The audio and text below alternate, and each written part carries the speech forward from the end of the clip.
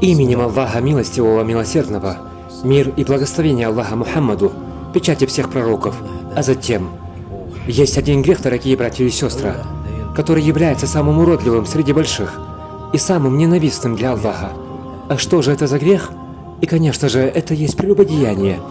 И да убережет нас Аллах от подобной мерзости.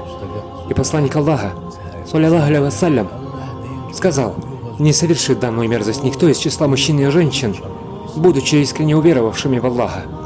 Не совершит эту мерзость никто из числа мусульман, в чем сердце утвердилось «Ля иляха илляллах».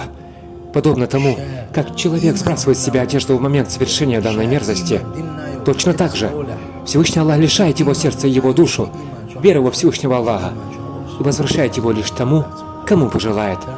Однако тот, кто умер на этом грехе, валяузу билля, умирает не иначе, как являясь неверующим.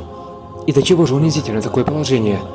«Аз-зина дайнун», сказали праведные, прелюбодеяние есть долг, который непременно придется вернуть. Сколько бы ни прошло времени, «Ман зана саюзна бихи», кем бы ни являлся тот, кто совершит прелюбодеяние, оно обязательно вернется в его дом. Кто бы ни осквернил чью-то честь, Аллах непременно вернет ему тем же. И это обещание Аллаха.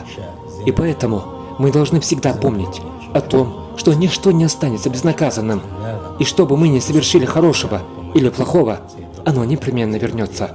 И я поведаю вам одну историю про одного человека, который растил 2 детей, сына и дочь. Он воспитывал их в наилучшем нраве, в духе ислама, так как и сам был глубоко верующим, богобоязненным человеком.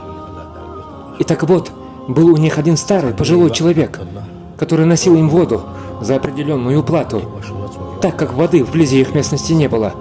Им приходилось ее покупать. Так этот носильщик воды тоже был богобоязненным человеком, заслуживающий доверия. Он каждый день приносил им воду и даже знал, где они хранят свои деньги. Однако из тех денег брал лишь полагаемую ему сумму и удалялся. Настолько он был доверенным для этой семьи.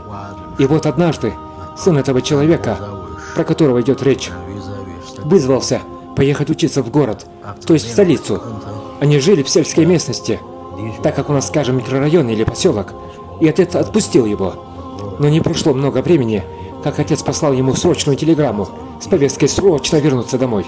И сын очень был встревожен просьбой отца. И вскоре, когда он уже вернулся, отец спросил у него: расскажи, какую мерзость ты совершил. На что сын ответил: нет, отец, ничего подобного я не совершал. На что отец настойчиво снова воскликнул: не смей мне лгать. Ты приближался к прелюбодеянию, так как наш носильщик воды напал на твою сестру. Воистину, это расплата за твои грехи, так как зина — это долг, и он вернулся в наш дом. Потому как я уже старый и немощен и не мог ничего подобного совершать. Воистину, ты привел это в наш дом. После чего сын опустил свою голову и признался, что в порыве искушения поцеловал чужую девушку, но вспомнил об Аллахе, испугался и убежал.